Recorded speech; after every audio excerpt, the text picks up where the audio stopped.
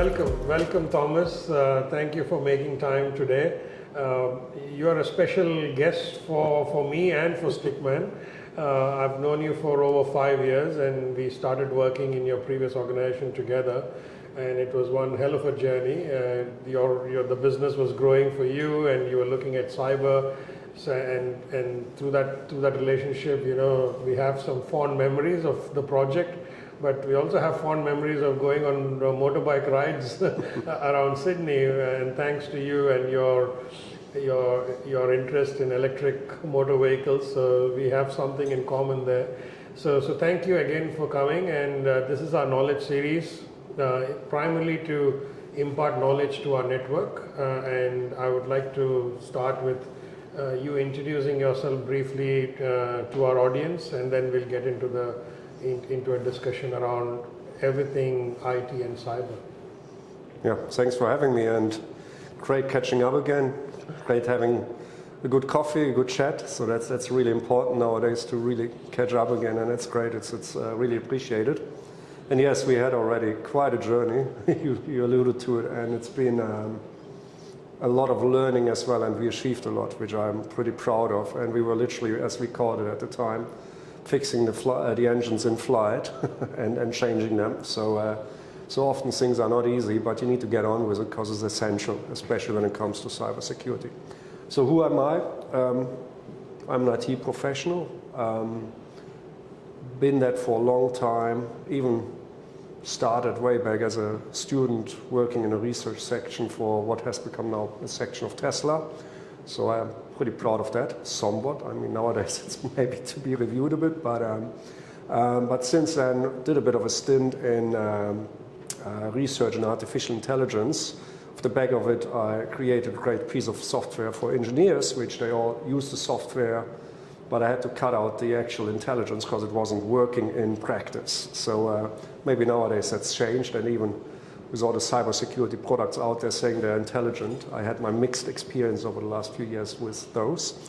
But in any case, it's great to be in IT and running IT shops. I've run IT shops for multinationals with coverage literally nearly every continent. So it's been pretty exciting.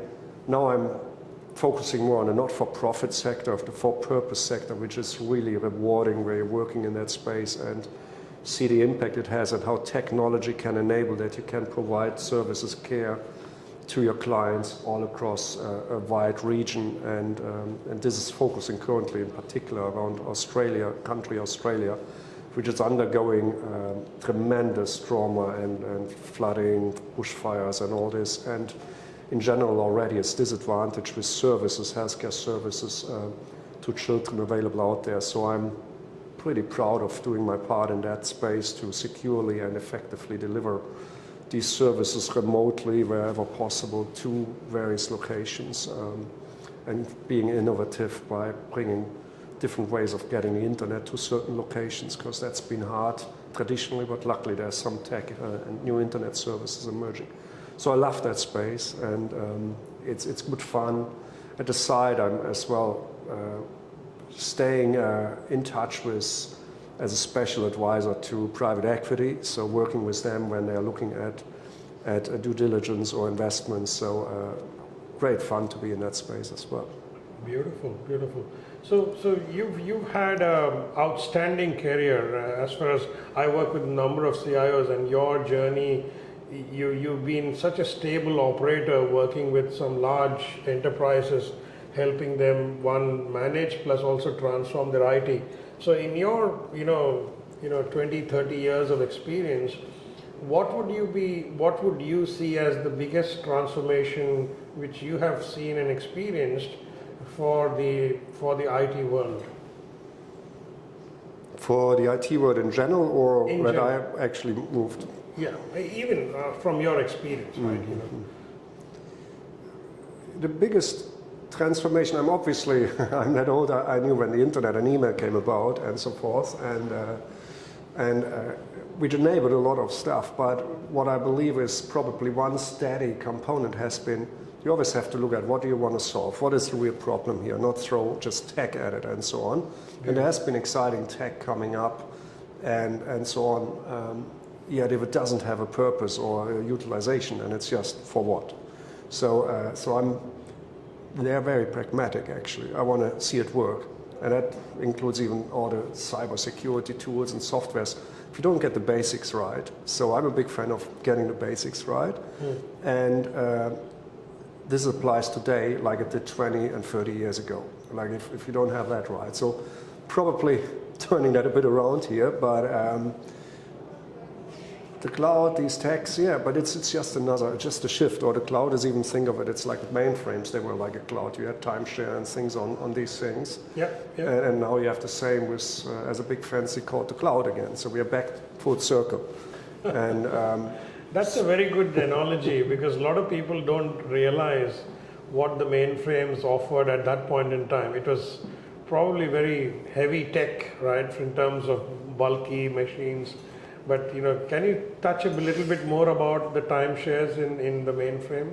I'm not quite that old that I use them a lot. Off the back of them, I came in, and I was but from a principle, what I see there is really you're sharing a resource, and everybody gets their cut. And then we move to everybody builds their own little data center in a more or less in an IT room or somewhere in a dungeon, and then that's not good enough, and you build up more and more servers. Well, then we're at the time I was running SAP, and I was using very expensive servers, and I said, this cannot be right. So I looked at, okay, how about I'm buying Intel processor, run it on Linux, and just buy a lot of boxes, and I get, for just the annual maintenance, I get a whole data center equipped to run our SAP environment much faster and much cheaper. So always innovate in that sense, looking at practical aspects. What can I do to change it? So that was great. And moving on nowadays, yeah, I've started in my last two positions moving a lot of services to the cloud.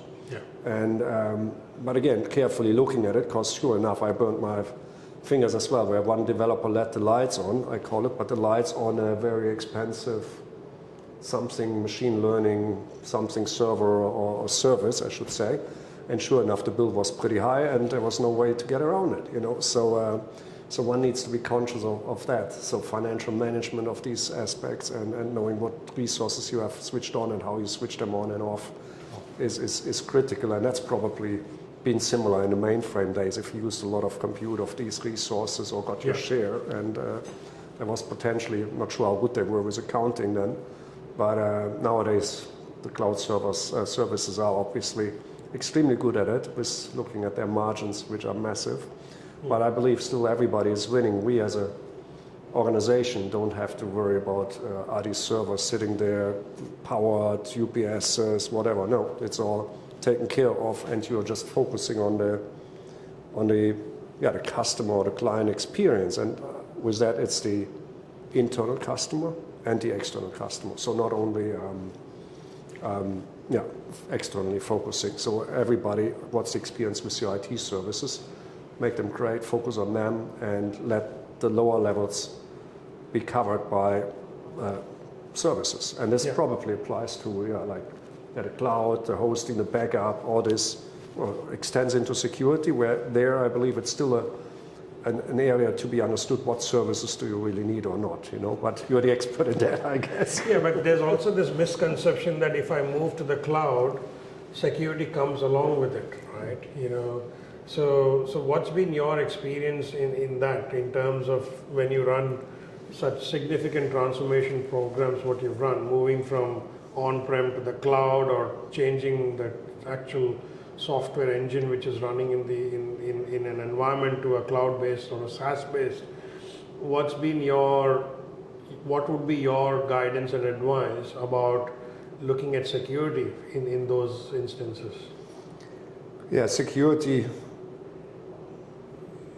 is even more important there, I would call it that, because you need to really understand what you're doing. If you leave the door open on a public cloud service that you run up a server there, it's potentially worse than if it is it is worse than if it is in your local network, Okay. So you've got somewhere a firewall sitting here if you don't set up that firewall and so on. So you need to really know what you're doing and apply and cover all the basics 101s of securing your environment.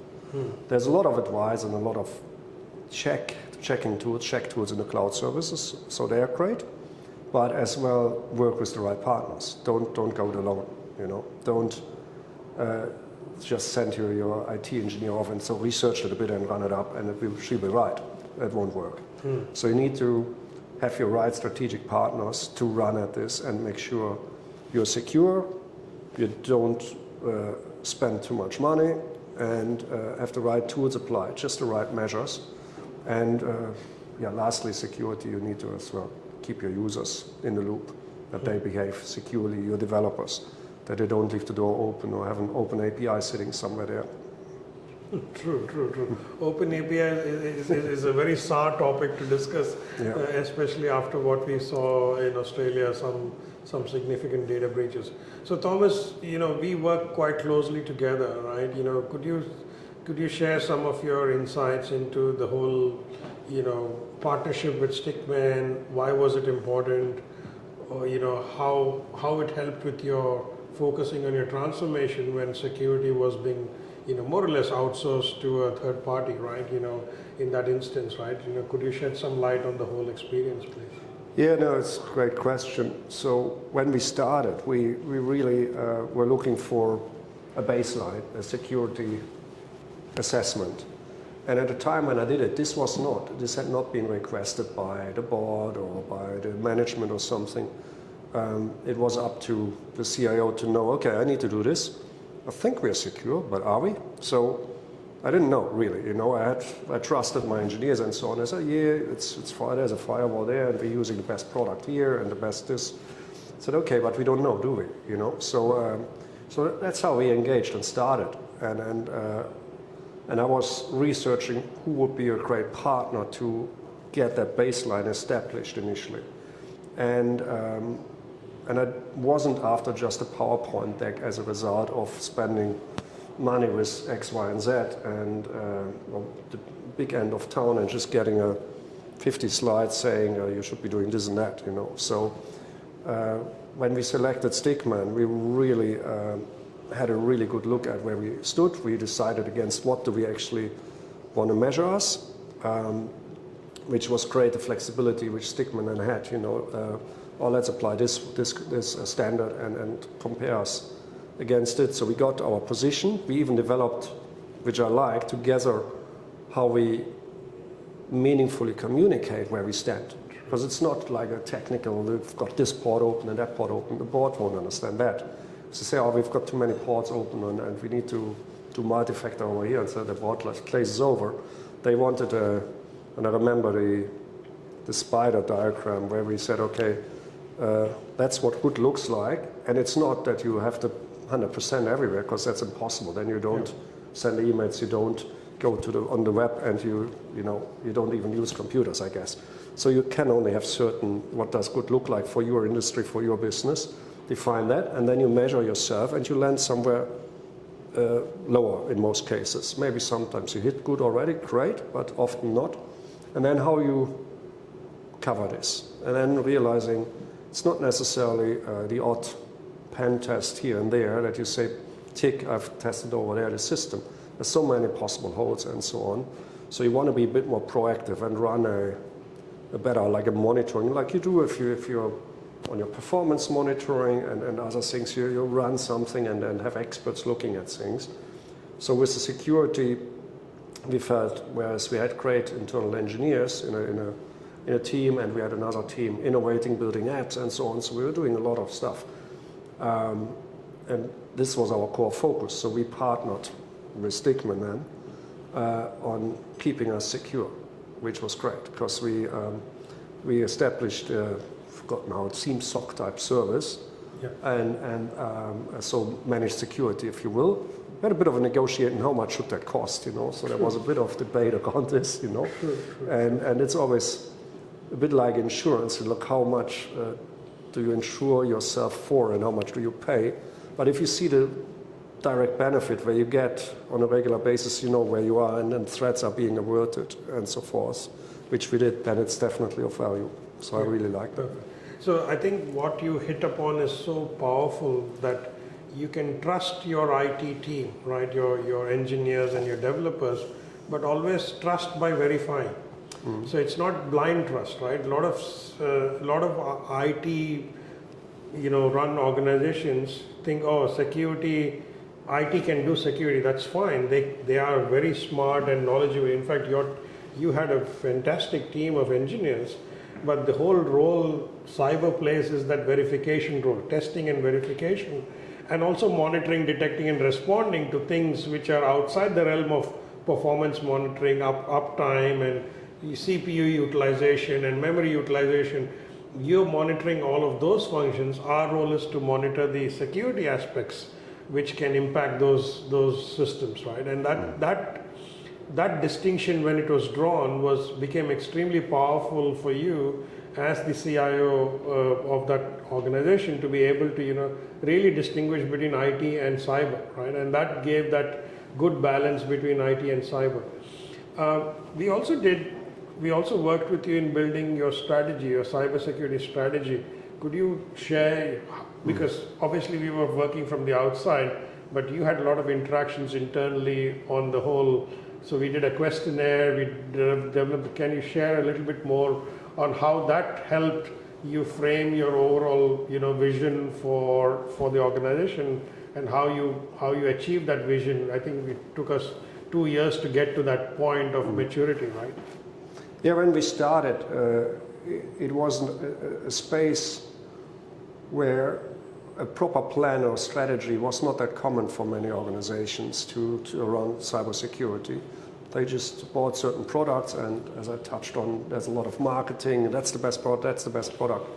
But before you go out there and buy stuff, or services, products or services, you need to have a plan, a strategy. What am I protecting? Where's the risk? What is, and the strategy forms then a key communication point with the organization, with the board, with the executive. So you're not just, oh, trust me, I'm buying all this and this, and she'll be secure. And whereas the board understands here we have security audits and we have external parties keeping us secure or keeping an eye on us, because the internal team goes only that far. So that segregation of duty, if you will, a little bit. But to develop a strategy, have something to communicate, and then execute it. So you have a strategic plan, and you're ticking off boxes, you're moving your security, and on a regular basis you check in again, where are we, and coming back to the spider diagram, are we moving? Are we moving in the right direction? Are we doing the right things?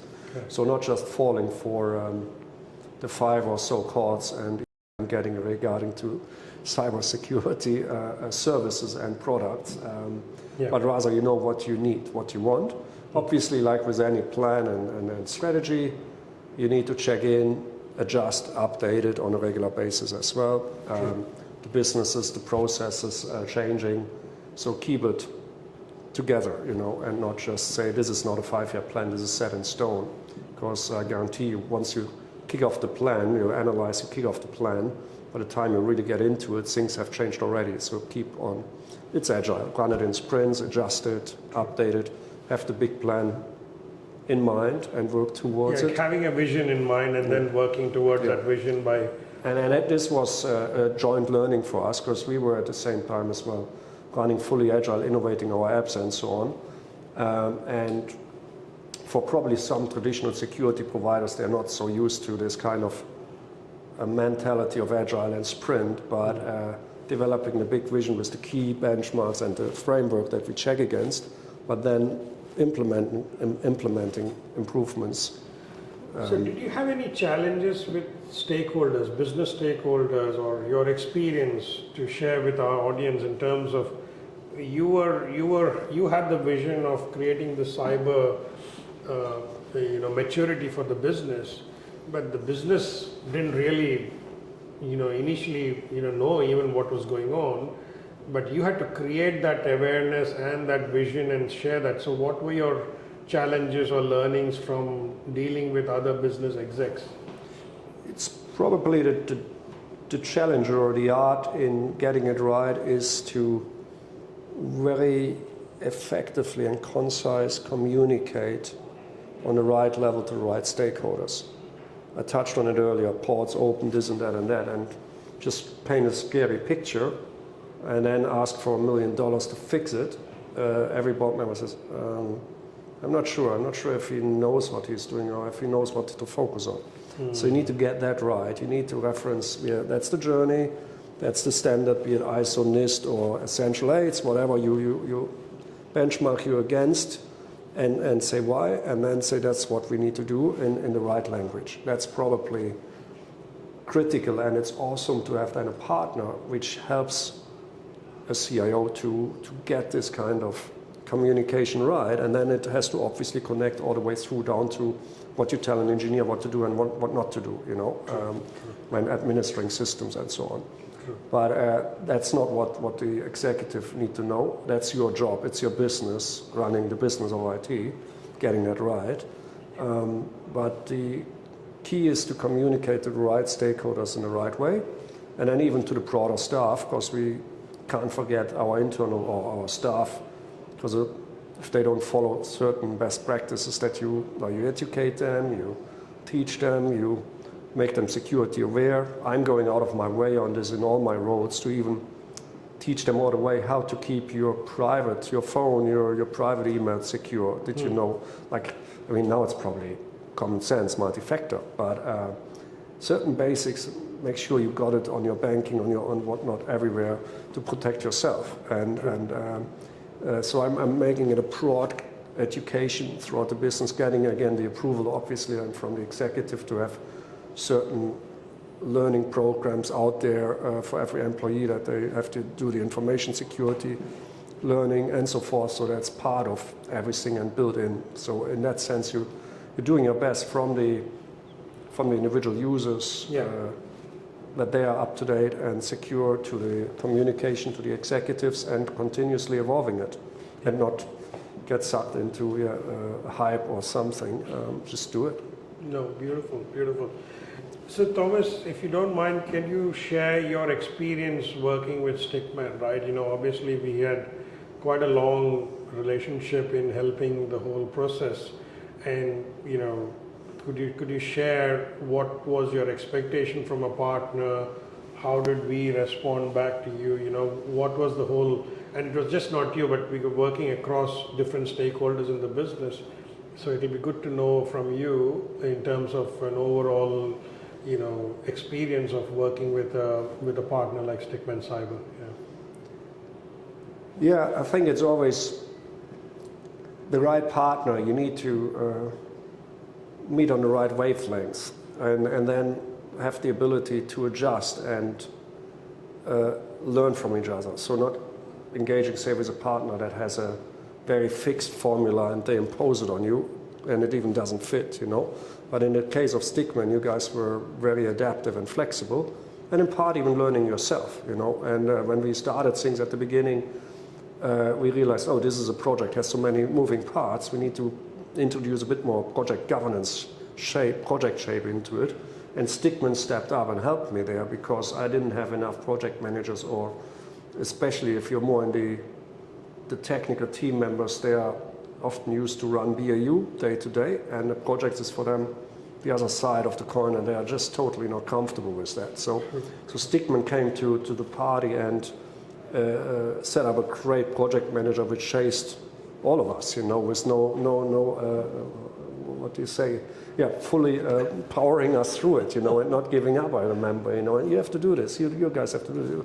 So really, the project manager, not just in so many cases you have somebody being, that's our project manager, but they just do not much. They just on the vendor side do a little bit over there. They're not owning the project, bringing it together. Then you need to have on your side another project manager, and then you're right. It's just totally ineffective. But this was a great move, how we saw this as a need and established it, and then run the project successfully, even with some adjustments. We're able to adjust without blowing the budget, So always like, what's your budget? What's the need? Prioritize this, adjust, and then start to deliver. Beautiful. Yep. And from a technical expertise standpoint, what value did you get out of the relationship? Yeah, look, rather than just getting a PowerPoint presentation showing me what needs to be done or could be done, Stickman was able to action a lot of things, including putting a layer of SIEM SOC around our organization, which had to be tuned in at the beginning. And we did obviously the pen testing as well, which again, the feedback there was great because we put a couple of booby traps in and with one pen test, I remember you guys discovered some, but not all of them, which got us a free rerun, which was great. So these things were good, and that kind of working relationship makes a lot of sense. And having the right technical expertise in that partnership was obviously, and Stickman can draw on, that's what you do, security. So whereas we could get on with running our systems and implementing our apps. Yeah, that's what most of our customers say, you know, apart from just technical, we bring all aspects. So the information security officer, the project management, the governance, risk and compliance, the technical security testers, the monitoring guys from the security operations center and the SIEM solution, you know, so we kind of bring all these elements together to literally we become your outsourced or in-house security department, but technically outsourced. Yep. But we work as your in-house team working with you to make you successful in whatever you are, your journey is, right? So thank you. Yeah, that's been, that was really very comprehensive, very detailed storyline of what you've done. And I wish you all the best with your new advisory role, what you're doing. It sounds really super exciting, helping some big private equity firms, you know, find the right kind of business, and you're playing the role of due diligence in advising them on the IT side of the thing. So I'd like to pick your brains more on that when we meet next time. But any last words to our audience on cyber or transformation? Anything you would like to share, Thomas? Yeah, look at it as like any other area you're working in. Be pragmatic about it, you know, like practical, you know. Don't get caught up with the hype and panic that you need to do this and that. Just ensure you get a good baseline and then have your plan and work through it. And you should be secure. Wonderful. Thank you so Thanks, much, Thomas. Ajay. Really appreciate it. Thank you. Thank you. Bye Thanks. for now.